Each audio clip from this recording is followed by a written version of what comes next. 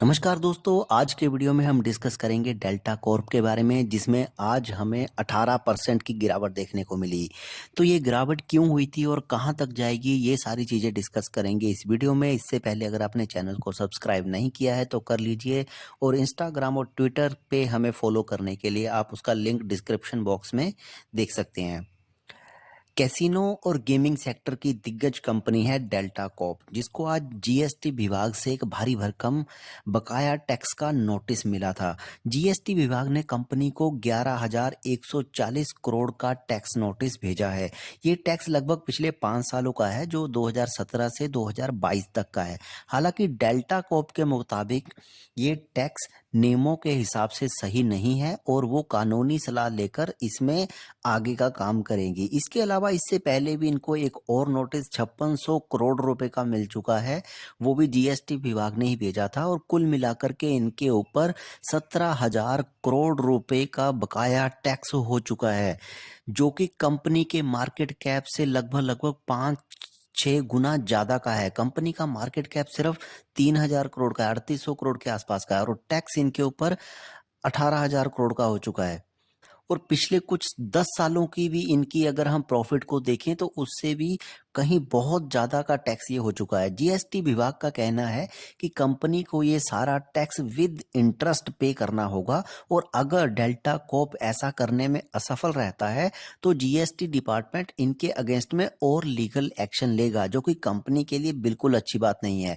अब एक बात तो क्लियर है कि डेल्टा कॉर्प इतने पैसे पे तो बिल्कुल नहीं कर पाएगा, क्योंकि इनके पास इतने पैसे है ही नहीं।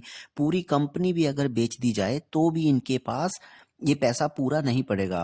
पूरा तो बहुत दूर की बात है, सारी कंपनी भी अगर बेच दिया तो टैक्स का 20% भी नहीं होगा, 80% टैक्स फिर भी रह जाएगा। क्योंकि कंपनी का अगर हम फाइनेंशियल्स पे जाएं तो कंपनी का मार्केट कैप है अभी सिर्फ 3800 करोड़, और कंपनी का जो टैक्स है वो 17,000 करोड़ का है। करंट मार्केट प्राइस कंपनी का 143 रुपए पे चल रहा है, और स्टॉक भी 14 पे है। रोज की बात करें तो वो 16.3% पे है, आरओई 12.4% पे। चार्ट पैटर्न देखें तो इससे पहले इसने अपने शेयर होल्डर्स को बीच में काफी अच्छे रिटर्न्स भी दिए हैं।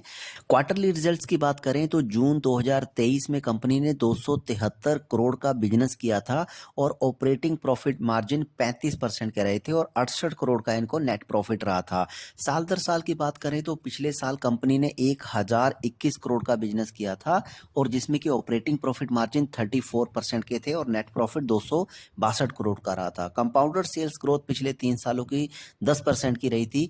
अगर बैलेंस शीट में देखिए तो कंपनी के पास लगभग 2100 करोड़ का रिजर्व अभी है, और बोरोइंग्स 68 करोड़ की है।